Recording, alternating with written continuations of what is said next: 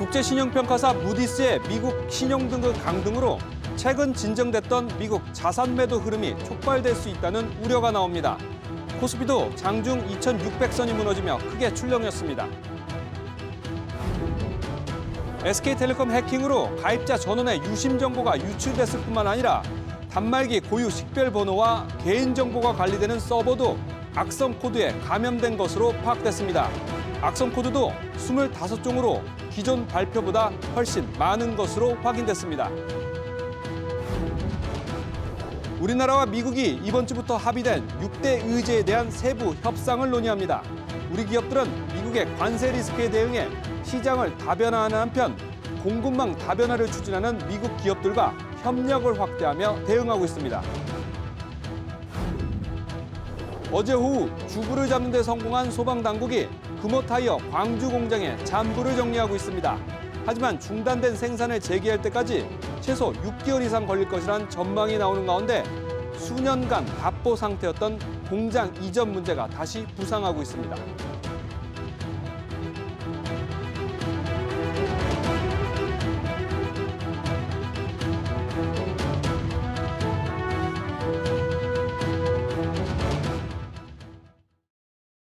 여러분 안녕하십니까? 5월 19일 월요일 저녁 뉴스 시작하겠습니다. 지난 주말 국제신용평가사 무디스가 미국의 신용등급을 108년 만에 강등했습니다. 이번 등급 하향 조정으로 최근 진정됐던 미국 자산 매도 흐름을 다시 촉발할 수 있다는 우려가 나오는데 그래서 오늘 국내 금융시장도 충격을 받는 모습이었습니다. 정부는 이번 강등이 예고됐던 만큼 일단 충격이 제한적일 것으로 예상했습니다. 첫 소식 이한나 기자입니다.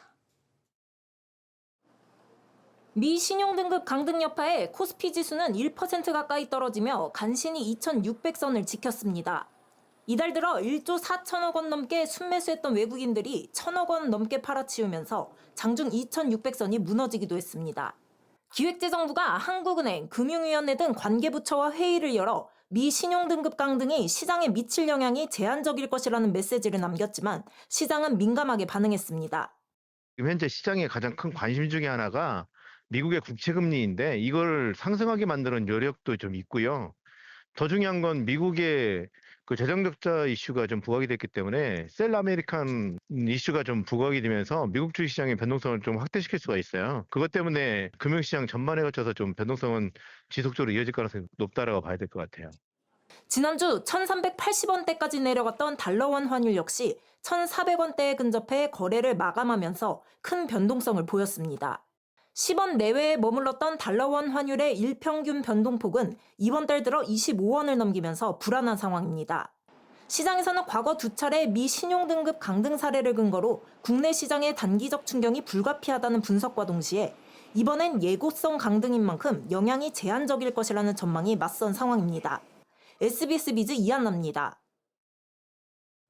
1분기 실적 시즌이 마무리된 가운데 코스피와 코스닥 상장사의 희비가 엇갈린 것으로 나타났습니다. 글로벌 경기 둔화와 정치 혼란 속에서도 올해 1분기 코스피 기업들은 성장 기조를 이어갔지만 코스닥 기업은 순이익이 급감하는 등 어려움을 겪었습니다. 엄한 기자, 코스피 상장사들 1분기 성적 어땠습니까? 한국거래소가 코스피 12월 결산법인의 실적을 분석한 결과 연결 기준 636개사의 지난 1분기 영업이익은 56조 9천억 원으로 1년 전보다 23.5%인 10조 8천억 원 늘었습니다. 같은 기간 매출액은 47조 3천억 원 증가한 759조 원, 단기 순이익도 15조 넘게 늘어난 51조 5천억 원으로 집계됐습니다. 연결 매출액 비중 10.42%를 차지하는 삼성전자를 제외해도 매출액과 영업이익, 순이익은 모두 늘었습니다.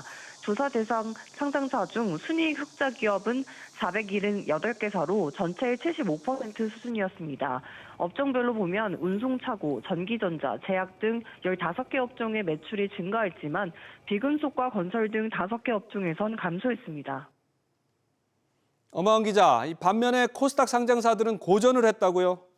코스닥 시장 상장사 1212곳의 1분기 영업이익은 2조 2천억 원으로 1년 전보다 2.36% 줄었습니다. 같은 기간 매출액은 67조 8천억 원으로 2조 8천억 원 늘었지만 당기순이익은 1조 5천억 원으로 5천억 원 넘게 줄었습니다. 영업이익률은 3.31%로 0.23%포인트 하락했습니다. 적자를 기록한 상장사는 전체의 46%로 집계됐습니다. 업종별로 보면 정보기술 서비스와 유통업의 매출액이 전년 동기 대비 각각 16.53%와 13.86% 증가했고 건설업은 15.33% 감소했습니다. SBS 비즈 엄하은입니다.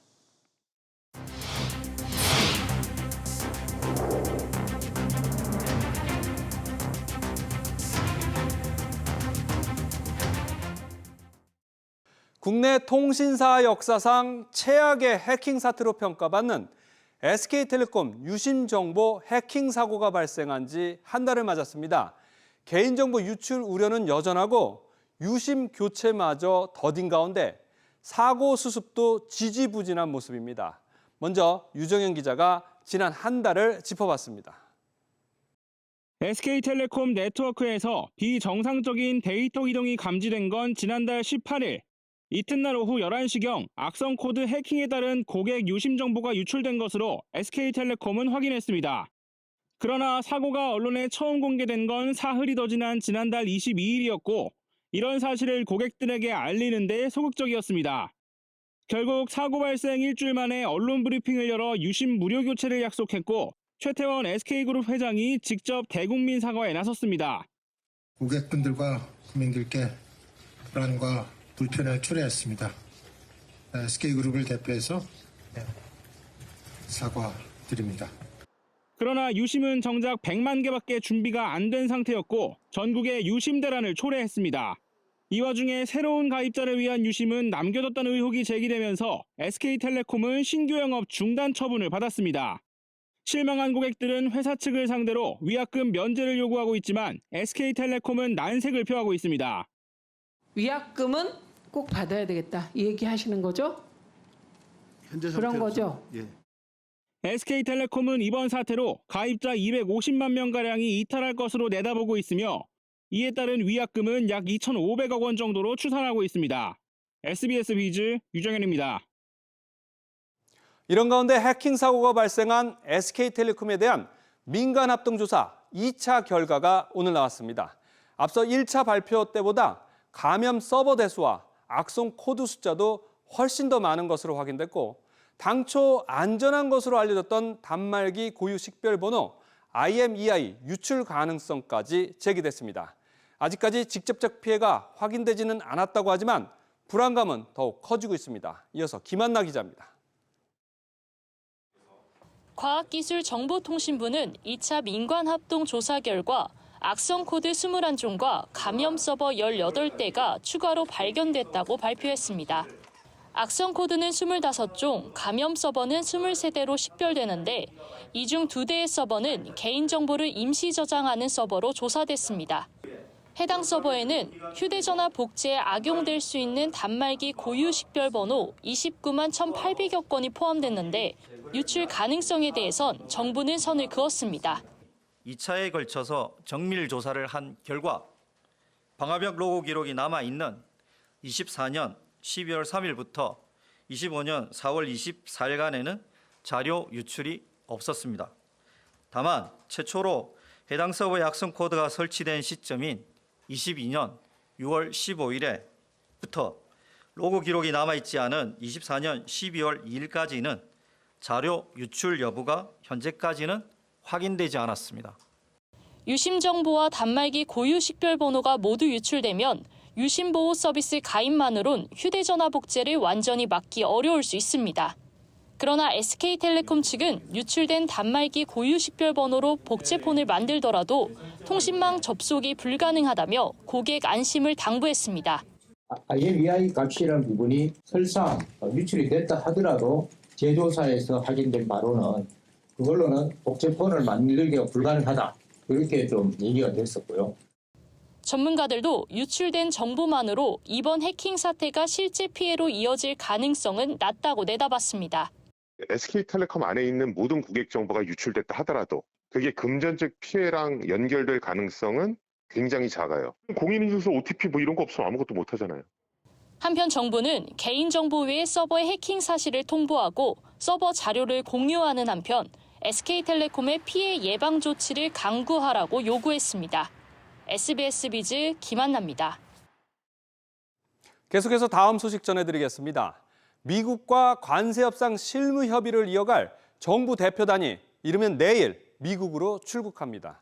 지난주 한미 통상장관이 합의한 6개 의제에 대한 세부 협상 내용을 논의할 예정입니다. 이런 가운데 관세 리스크를 피하기 위한 기업들의 노력은 계속되고 있습니다.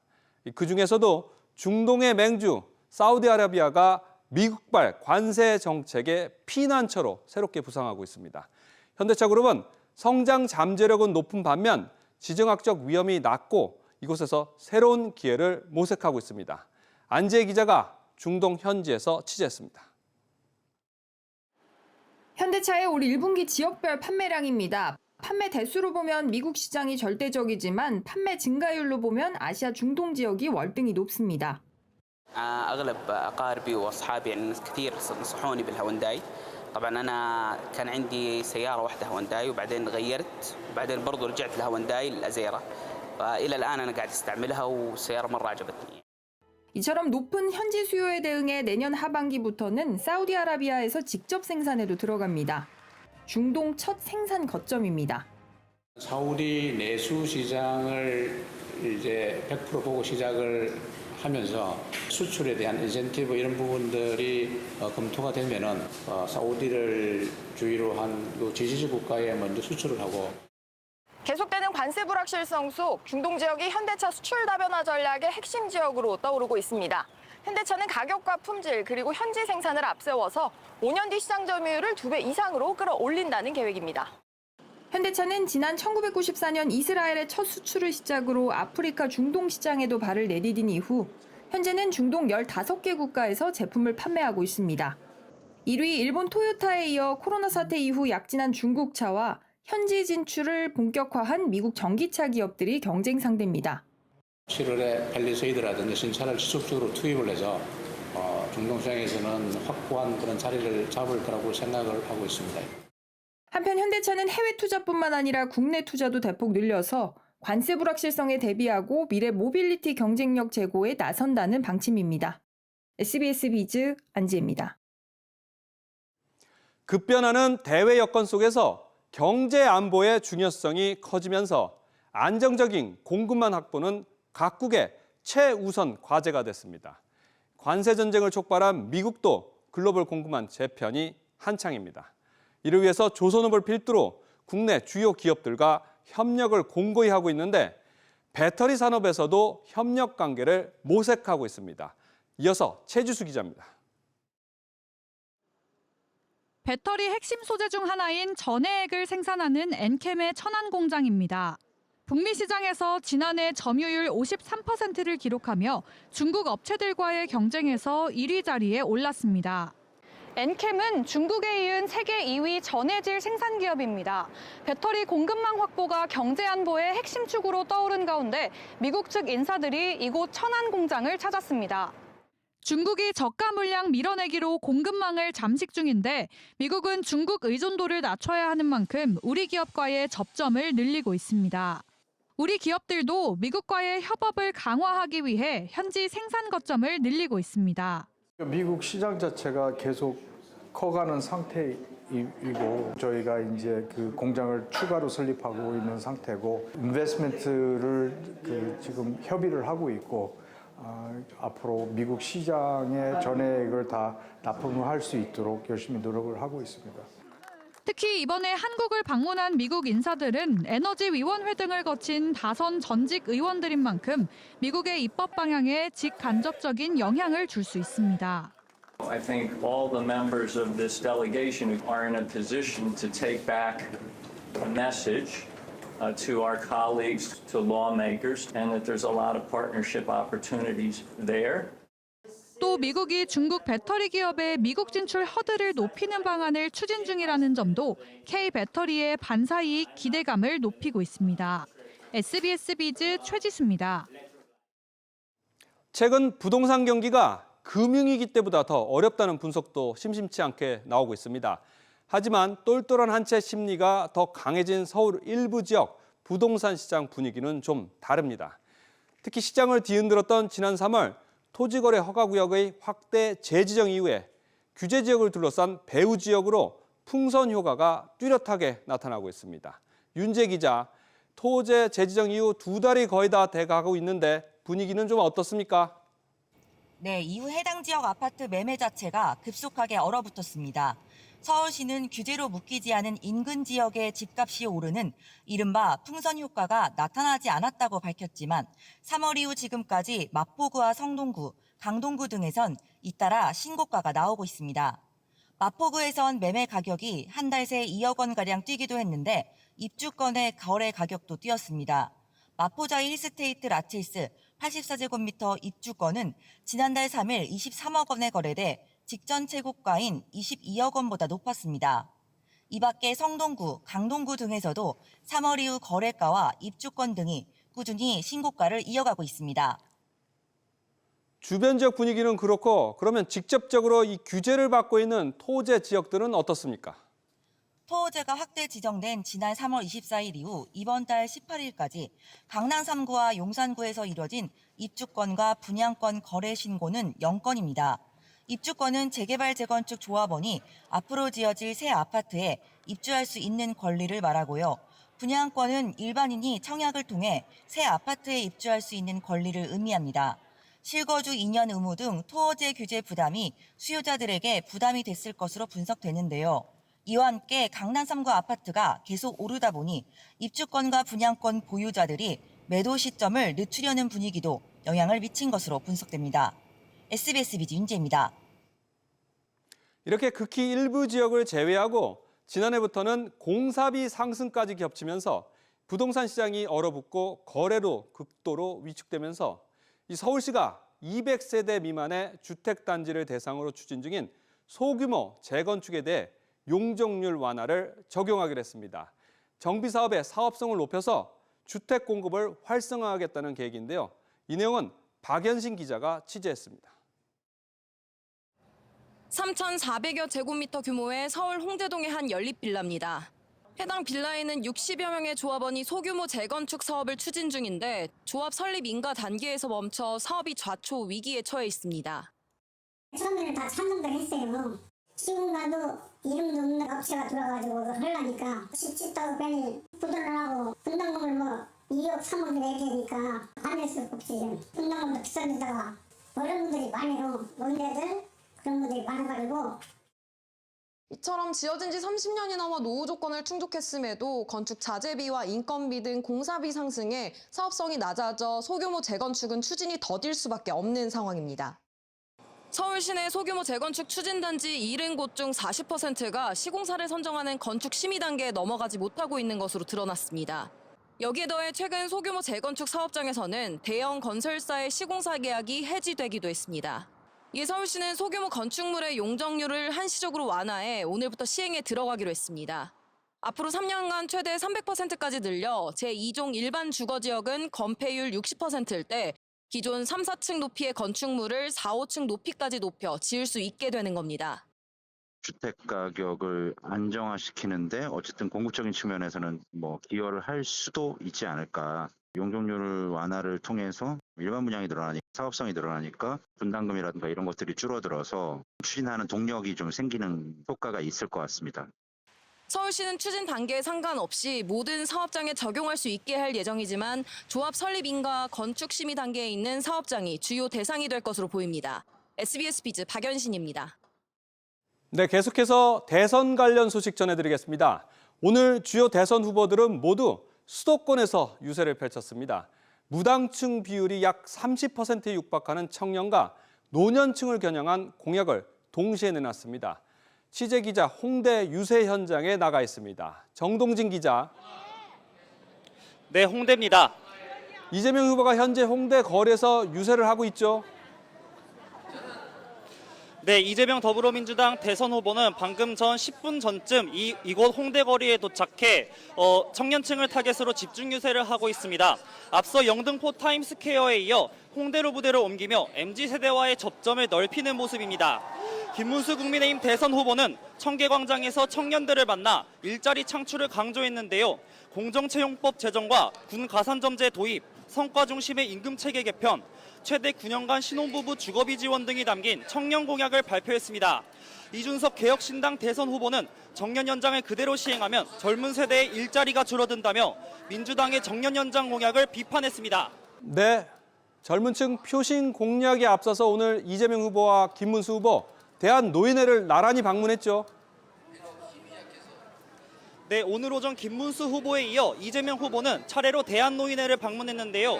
이 자리에서 김 후보는 노령연금 감액제도를 폐지하고 기초연금을 월 40만 원까지 단계적으로 인상하겠다고 밝혔습니다. 이재명 후보는 대한노인회에서 그간 국가경제 성장에 노인의 기여를 높게 평가하면서 노인 빈곤율에 대한 우려를 전했습니다. 이준석 후보는 주택연금 공약을 발표했는데요. 주택연금 가입 기준을 1주택자에 한해 폐지하고 목돈이 필요할 경우 받을 수 있는 대출의 한도를 최대 10억 원으로 늘리겠다고 밝혔습니다. SBS 비즈 정동진입니다. 계속해서 대선 공약도 점검해 보겠습니다. 주요 대선 후보들이 내건 공약 얼마나 현실성이 있을지 궁금합니다. 이번 대선의 뜨거운 이슈 중 하나인 증시 부양책과 가산자산 활성화입니다. 후보마다 노림수도 해법도 다른데요. 정보영 기자가 비교해 봤습니다. 이재명 더불어민주당 대선 후보와 김문수 국민의힘 대선 후보는 나란히 증시 부양 구상을 10대 공약으로 꺼내들었습니다. 공통적으로 증시 활성화를 위한 세제 혜택과 배당 소득 과세 완화를 강조했습니다. 김 후보는 장기 주식 보유자에 대한 세제 혜택과 함께 배당 소득 5천만 원까지는 비과세, 초과분에 대해선 20% 분리과세를 약속했습니다. 민주당 선대위도 코스피 5천 시대를 공언하며 배당소득 분리과세 추진에 나섰습니다. 주주 충실 의무 도입을 골자로 하는 상법 개정에 대해선 의견이 갈렸습니다. 이 후보는 상법 개정안 재추진을 분명히 했고 김 후보는 대상을 상장사로 제한하는 현 정부안을 지지했습니다. 이준석 개혁신당 대선 후보는 증시 부양 공약을 별도로 내놓지 않았지만 상법 개정안은 긍정적으로 평가한다고 밝혔습니다. 다만 상법 개정이 증시 부양의 실효성을 가지려면 적용 대상과 기준에 대한 구체적인 논의가 필요하다는 지적도 나옵니다. 중소기업까지 넓히는 건 무리일 것 같고 일단 상법 개정안을 하되 그 안에 예를 들어서 상장기업이라든지 자산이나 자본 기준이라든지 이런 것들이 좀 있어야 될 것 같아요.